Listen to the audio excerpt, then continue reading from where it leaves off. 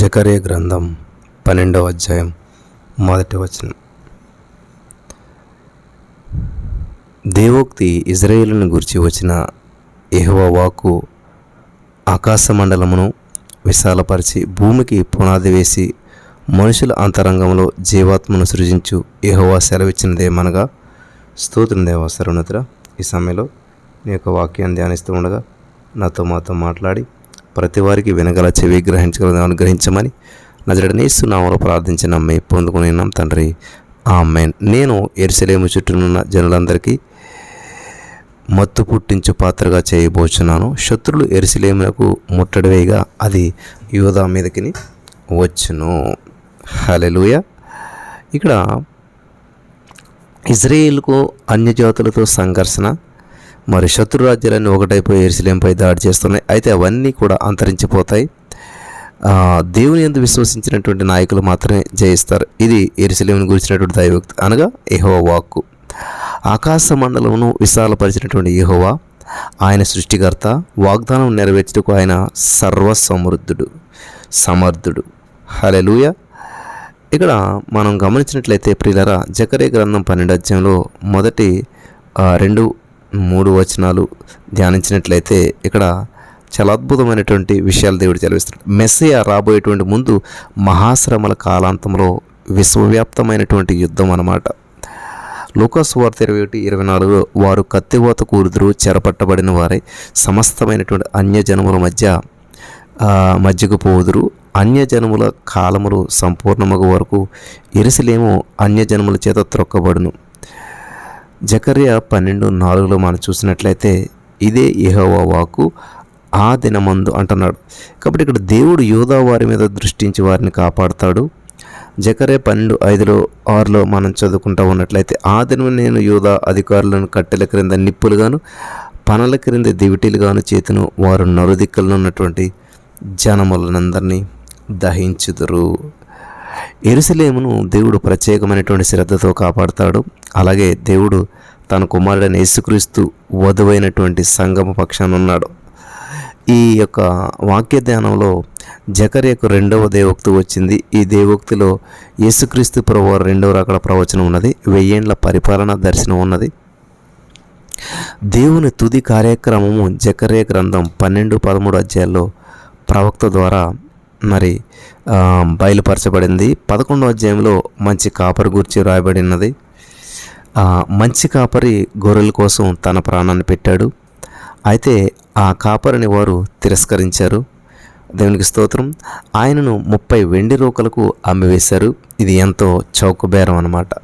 కాబట్టి ఇక్కడ వెండి బంగారం వంటి క్షయ వస్తువులతో మనం విమోచించబడలేదు. యేసుక్రీస్తు యొక్క రక్తమే మన విమోచన క్రయధనం అన్నమాట.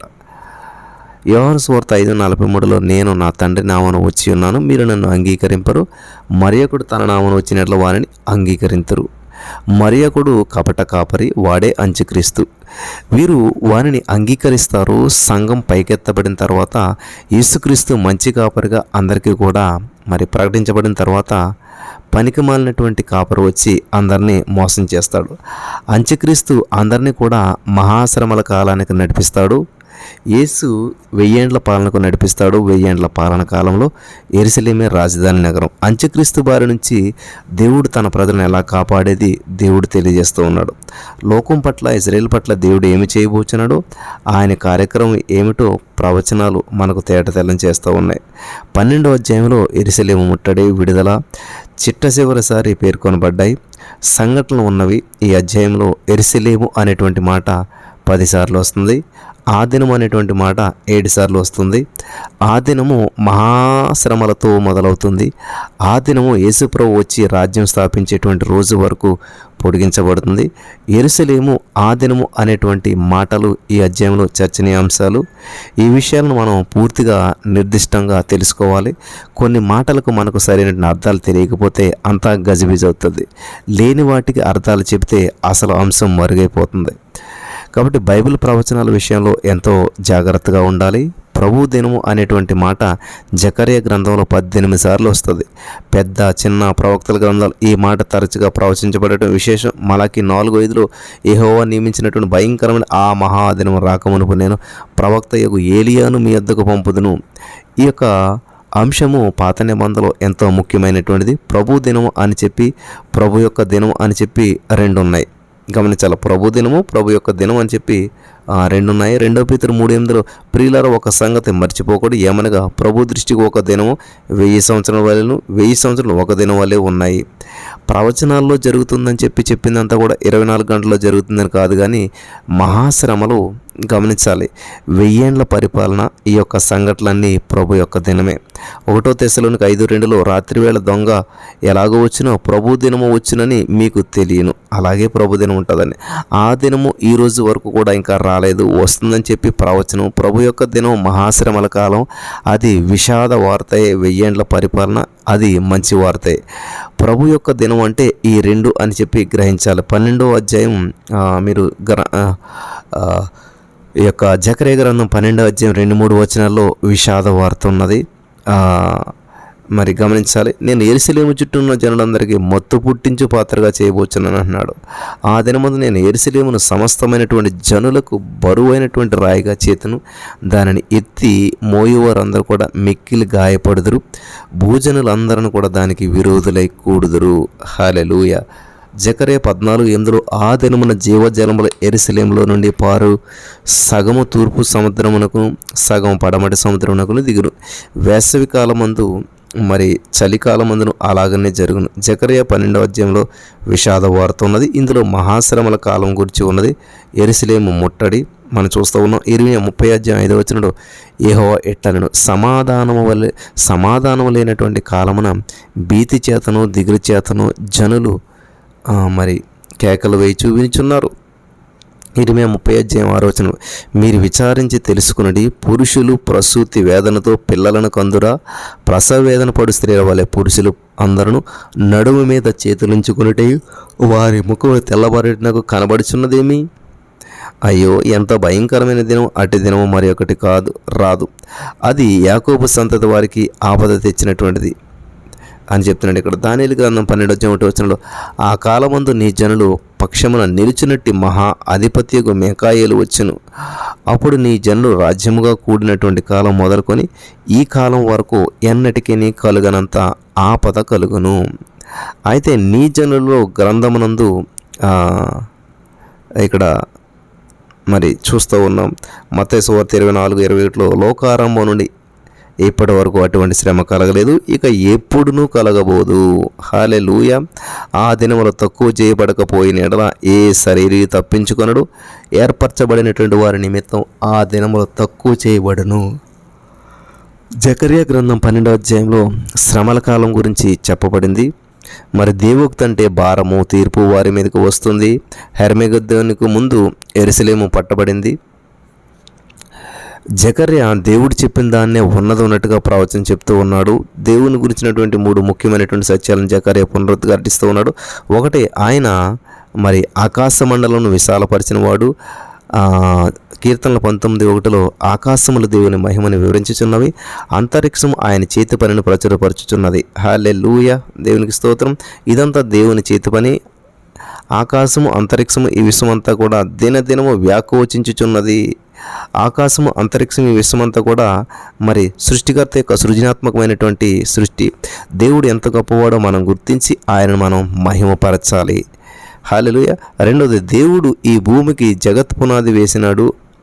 దేవుని మహాజ్ఞానం ఊహాతీతం, వర్ణనాతీతం. మానవుడు ఈ భూగోళంలో కేవలం దేవుని కృపచేత జీవించగలుగుతున్నాడు. ఈ సత్యాన్ని గ్రహించాలి ప్రతి వారు కూడాను. దేవుడు మరి మానవుడు ఈ భూగోళంలో తృప్తి చెందకుండా మిగతా గోళాలు కూడా వలసిపోవాలని చెప్పి చూస్తున్నాడు. మానవుడు ఈ భూగోళం మీదనే ఉన్నాడు, మరే గోళ మందు కూడా మనుషులు లేరు. మూడోది, మనుషుని అంతరంగమందు జీవాత్మను ఊదాడు. దేవుడు తన సృష్టి యందు ఉన్నాడు, సృష్టికి బయట ఉన్నాడు. గమనించాలి, ఆయన ఎక్కడైనా ఉండగలుగుతాడు. అంత్యక్రీస్తు వచ్చినప్పుడు వానికి కూడా యెరూషలేము కేంద్రం అవుతుంది. యెరూషలేము శత్రువుల ముట్టడికి, దేవుని తీర్పునకు కేంద్ర స్థానం. అది మహాశ్రమల కాలం. జకర్యా 12:3లో చూస్తూ ఉన్నాం, దానితో ఆటలు ఆడకూడదు, గాయాలవుతాయి అంటున్నాడు దేవుడు. ఇజ్రాయేలు అన్నప్పుడు యెరూషలేమని మనం గుర్తుంచుకోవాలి ప్రియులరా. జకర్యా గ్రంథం 12:4, ఇదే యెహోవాకు ఆ దినమందు నేను గుర్రములన్నిటికీ బెదరును, వాటిని ఎక్కువ వారి వెర్రిని పుట్టింతును, యూదా వారి మీద నా దృష్టి ఉంచి జనముల గుర్రములన్నింటినీ అంధత్వం కలుగజేతును అని చెప్పి దేవుడు ఇక్కడ సెలవిస్తూ ఉన్నాడు. హల్లెలూయా. ఆ దినమున దేవుని ప్రజలకు యెరూషలేము ఆశ్రయం అవుతుందంటండి.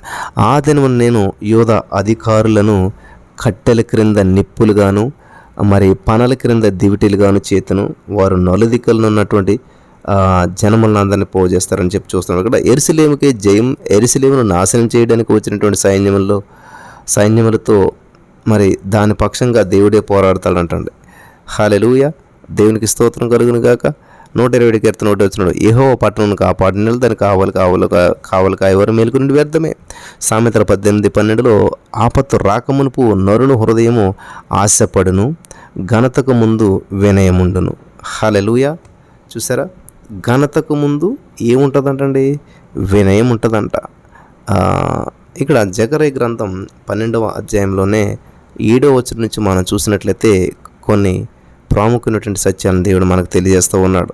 జకర్యా గ్రంథం 12వ అధ్యాయం 7వ వచనం, మరియు దావీదు ఇంటివారును యెరూషలేము నివాసులను తమకు కలిగిన ఘనతను బట్టి యూదా వారి మీద అతిశయపడుకున్నట్లు యెహోవా యూదా వారిని మొదట రక్షించును.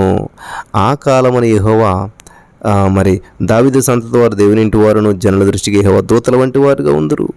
దావీదు సంతతి వారి మీద యెరూషలేము నివాసుల మీద కరుణ నొందించు ఆత్మ, విజ్ఞాపన చేయు ఆత్మను నేను కొమ్మరింపగా వారు తాము పొడిచినటువంటి నా మీద దృష్టి ఉంచి ఒకడు తన ఏక కుమారుని విషయమై దుఃఖించినట్లుగా, తమ జ్యేష్ఠపుత్రుని విషయమై ఒకడు ప్రలాపించినట్లుగా అతని విషయమై దుఃఖించుచూ ప్రలాపింతురు.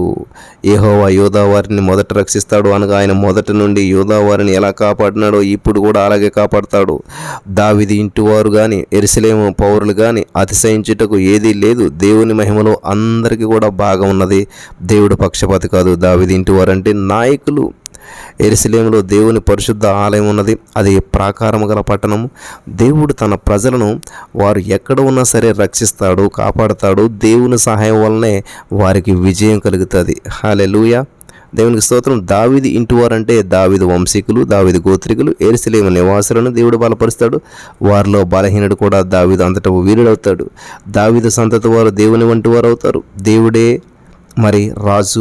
దావీదు దేవుడు చేసినటువంటి రాజు. దేవునికి స్తోత్రం కలుగును గాక. హల్లెలూయా. దావీదు కుటుంబానికి పరలోకంలో సమానమైనటువంటి పదవిని ఇచ్చాడు. యెహోవా దూతాన్ని పేర్కొనబడినప్పుడు ఆయన యేసుక్రీస్తు అని చెప్పి మనం గుర్తించాలి. హల్లెలూయా. దేవునికి స్తోత్రం కలుగును గాక. యెహోషువ 5:13లో యెహోషువ యెరికో ప్రాంతాన్ని ఉన్నప్పుడు అతడు కన్నులెత్తి చూడగా దూసిన కత్తి చేత పట్టుకుని ఒకడు అతని ఎదుట నిలవచ్చి ఉండెను. యెహోషువ 5:3లో యేసు తన అవతారానికి ముందు ఈ విధంగా యెహోవా దూతగా అడపా కూడా కనబడుచూ వచ్చాడు. యేసు గమనించాలి.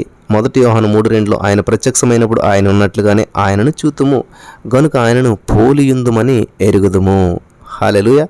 అలనాటి ఇశ్రాయేలీయులకు దేవుడిచ్చినటువంటి హామీ నేడు సంఘానికి కూడా వర్తిస్తుంది. సంఘమును దేవుడు శత్రువుల బారి నుంచి కాపాడుతానంటున్నాడు. వింటున్నారా? దేవునికి స్తోత్రం. హల్లెలూయా. యెహెజ్కేలు 39:29లో అప్పుడు ఇశ్రాయేలీయుల మీద నేను నా ఆత్మను కుమ్మరించేదను, కనుక నేనికను వారికి పరాజ్ముకుడనై ఉండను. ఇదే ప్రభువు యెహోవాకు. హల్లెలూయా. దేవుడు రాజాది రాజు. ఆయన సార్వభౌముడు. పక్షపాతం లేకుండా ఆయన అందరిపైన తన ఆత్మను సమృద్ధిగా కుమ్మరిస్తాడు. దేవునికి స్తోత్రం కలుగును గాక. దేవుని ఆత్మ కరుణను అందించేటువంటి ఆత్మ, విజ్ఞాపన చేసేటువంటి ఆత్మ, కృపాత్మ, కరుణాత్మ, ప్రార్థనాత్మ, దేవుని ఆత్మ, పరిశుద్ధాత్మ. హల్లెలూయా. క్రైస్తవ వరములన్నీ కూడా కృపా ఫలితాలే పొందినటువంటి వ్యక్తి దేవునికి ఎంతో ప్రీతిపాత్రుడు అనమాట, ఇష్టడవుతాడు. ఇటువంటి వ్యక్తి దేవుని ఆజ్ఞలను పాటించి గమనించాలి, మరి ఆనందిస్తాడు. దేవుని ఆత్మ కృపకు మూలమైనటువంటి ఆత్మ. దేవునికి స్తోత్రం కలుగును గాక. హల్లెలూయా. కాబట్టి క్రైస్తవ వరాలన్నీ కూడా కృపా ఫలితాలే. అని గమనించాలి. దావీదు సంతతి వారి మీదను యెరూషలేము నివాసుల మీదను కరుణనందించు ఆత్మను విజ్ఞాపన చేయి ఆత్మ నేను కొమ్మరింపగా వారు తాము పొడిచినటువంటి నా మీద దృష్టి ఉంచిరి అంటున్నాడు. విశ్వాసంతో, ఆసక్తితో, భయభక్తులతో, కోరికతో వారు నా వైపు వస్తారు, నన్ను పొందిన వారే అంటున్నాడు దేవుడు. దేవునికి స్తోత్రం కలుగును గాక. హల్లెలూయా. వీళ్ళు గమనించాలి. జకర్యా గ్రంథం 10వ అధ్యాయం 12-10లో యకుడు తన ఏకకుమారుని విషయమై దుఃఖించినట్లు, తన జ్యేష్ఠపుత్రుని విషయమై ప్రలాపించినట్టు అంటున్నాడు దేవుడు ఇక్కడ. అంటే ఇక్కడ ఇది భవిష్యత్తులో నెరవేరవలసిన ప్రవచనం, గొప్ప ఆత్మ కుమ్మరింపు. ఆ సమయంలో దేవుడు వారి మీద కుమ్మరించేటువంటి ఆత్మ కృపాత్మ, విజ్ఞాపనాత్మ, పరిశుద్ధాత్మ కుమ్మరింపునకు ఫలితంగా వారు సాక్ష్యమిస్తారు. మహాశ్రమల కాలంలో దేవుడు వారిని కాపాడతాడు. హల్లెలూయా. వారు ప్రకటన గ్రంథంలో మరి ఇవన్నీ కూడా వివరాలు ఉన్నాయి ప్రియులారా, గమనించాలి. ప్రకటన 7:4లో మరియు ముద్రించబడిన వారి లెక్క చెప్పగా వింటిని, ఇజ్రాయేలీల గోత్రములైనట్లు ముద్రించబడిన వారు 1,44,000 మంది. 12 గోత్రాలు, ప్రతి గోత్రం నుంచి 1,200 మంది చెప్పిన మొత్తం 1,44,000 మంది. సంఘం అంతకుముందే ఎత్తబడుతుంది. మొత్తం 12 గోత్రాలు, వారందరూ కూడా ప్రత్యేకంగా ముద్రించబడిన గుంపు. ప్రతి గోత్రం నుంచి 12,000 మంది చెప్పిన మొత్తం 1,44,000 మంది అందులో ఉంటారు. ఇది నిర్దిష్టంగా చెప్పబడింది అనమాట. మరొక పెద్ద గుంపు ఉంటుంది, వారి సంఖ్య చెప్పబడలేదు. ఆ కాలంలో అన్యులు వారు మరి మహాశ్రమల కాలంలో ఉంటారు. సంఘం ఈ భూమి మీద నుండి ఎత్తబడిన తర్వాత పరిశుద్ధాత్మ సంగేతరమైనటువంటి కార్యక్రమం నిర్వహిస్తాడు. పెంతెకోస్తుకు ముందు పరిశుద్ధాత్మ ఏమి చేశాడో అది సంఘం ఎత్తబడిన తర్వాత కొనసాగిస్తాడు. హల్లెలూయా. జకర్యా చెప్పేటువంటి ఈ యొక్క ఆత్మ కుమ్మరింపు ఇంతవరకు ఇజ్రాయేలుకు ఎన్నడూ కూడా సంభవించి ఉండలేదు. భవిష్యత్తులో అది జరిగినప్పుడు యేసును వారు స్వకీయ రక్షణగా అంగీకరిస్తారు. గమనించాలి ప్రియులారా. 1 కొరింథీ 6:19లో మీ దేహము దేవుని వలన మీకు అనుగ్రహించబడినది, మీలో ఉన్నటువంటి పరిశుద్ధాత్మ ఆలయమైనదని మీరు ఎరుగరా. పరిశుద్ధాత్మ కృపాత్మ. మనము రిక్తులముగా ఉన్నప్పుడే ఆయన పరిశుద్ధాత్మతో మనల్ని నింపుతాడు. రక్షణ ఎలాగూ కృపా రక్షణయో అలాగే పరిశుద్ధాత్మ కూడా కృపాత్మ. యేసు ఎలాగూ పనిచేశాడు. ఇశ్రాయేలు పట్ల, మన పట్ల దేవుని కృపయే మన భాగ్యం, మనకు ఆరోగ్యం. 2 కొరింథీ 3:15లో నేటి వరకు మోసే గ్రంథం వారు మరి నేటి వరకు కూడా యొక్క మోషే గ్రంథము వారు చదువునప్పుడల్లా ముసుగు వారి హృదయముల మీద ఉన్నదంటాడు. ఏంటంటే ముసుగు వారి యొక్క హృదయాల మీద మరి ఉన్నది, కానీ అప్పుడే అని చెప్పి అంటున్నాడు ఇక్కడ. వారి హృదయాల మీద ఉన్నది, కానీ వారి హృదయము ప్రభు వైపునకు ఎప్పుడు తిరుగునో అప్పుడే దేవుని అని చూస్తారు. అప్పుడే కృపావరం, కృపా ప్రత్యక్షం వారికి లభిస్తుంది అంటండి. ఇంకా ఈ యొక్క జకర్యా గ్రంథం 12వ అధ్యాయం 11-14 వచనాలు మనం చూసినట్లయితే ఇక్కడ దేని వాక్యం సెలవిస్తుందంటే, మెగిద్దోను, హల్లెలూయా, మెగిద్దోను లోయలో హదదిమ్మోను దగ్గర జరిగినటువంటి ప్రలాపం వలనే ఆ దినమున యెరూషలేములో బహుగా ప్రలాపం జరుగును. హల్లెలూయా. ప్రత్యేక ప్రలాపంలో జాబితా ఇక్కడ రాయబడింది. యెరూషలేము ఏడుస్తుంది, విలపిస్తుంది, ఎక్కడ విన్నా రోదన ధ్వనులే శోకము. కాబట్టి ఇక్కడ దావీదు సంతతి వారి మీదను యెరూషలేము నివాసుల మీదను కరుణనందించు ఆత్మను విజ్ఞాపన చేస్తున్నటువంటి చూస్తున్నాం. కరుణనందించేటువంటి ఆత్మ, విజ్ఞాపన చేసేటువంటి ఆత్మ వారి మీద కుమ్మరించబడింది. దేవునికి స్తోత్రం కలుగును గాక. వారు తాము పొడిచిన నా మీద దృష్టి ఉంచి ఒకడు తన ఏక కుమారుని విషయమై దుఃఖించినట్లు, తన జ్యేష్ఠపుత్రుని విషయమై ఒకడు ప్రలాపించినట్లు అతని విషయమై దుఃఖించుచూ ప్రలాపింతురు అంటున్నాడు దేవుడు. 2 రాజులు 23:29లో అతని దినముల యందు ఐగుప్తు రాజైన ఫరో నెకో అస్సూరు రాజుతో యుద్ధము చేయుటకై యూఫ్రటీసు నది దగ్గర వెళ్ళుచుండగా తనను ఎదుర్కొని వచ్చినటువంటి రాజైనటువంటి యోషియాను మెగిద్దో దగ్గర కనుగొన్న అతన్ని చంపెను. 2వ దినవృత్తాంతంలో 35వ అధ్యాయం 27వ వచనం, దేవుడు నాతో కూడా ఉండి నిన్ను నశింపచేయు అంటూ ఉన్నాడు అక్కడ. హల్లెలూయా. నిన్ను నశింప చేయకుండానట్లు ఆయన జోలికి నీవు రావద్దని చెప్పను ఆజ్ఞాపించాను. గమనించాలి ప్రియులారా. పరిశుద్ధాత్మ దేవుడు పెంతెకోస్తు పండుగ దినం వచ్చినప్పుడు అందరూ ఒక చోట కూడి ఉన్నారు. అపోస్తలుల కార్యాలు 2:1 2:14 అయితే పేతురు ఆ 11 మందిలో లేచి నిలబడి బిగ్గరగా మాట్లాడుతూ ఉన్నాడు. దేవుడు నిశ్చయించిన సంకల్పాన్ని, ఆయన భవిష్యత్తు జ్ఞానం అనుసరించి అప్పగించబడినటువంటి ఈయన్ను మనం చూస్తూ ఉన్నాం. 2:37 అపోస్తలుల కార్యములు వారు ఈ మాట విని హృదయంలో నొచ్చుకొని, సహోదరులారా మేమేమి చేతుమని పేతురును కడమ అపోస్తలుగా అడగగా, పేతురు మీరు మారు మనసు పొంది పాపక్షమాపణ నిమిత్తం ప్రతివాడు యేసుక్రీస్తు నామమున బాప్తిసం పొందిరి, అప్పుడు మీరు మీ ఇంటి వారు రక్షించబడతారన్నాడు.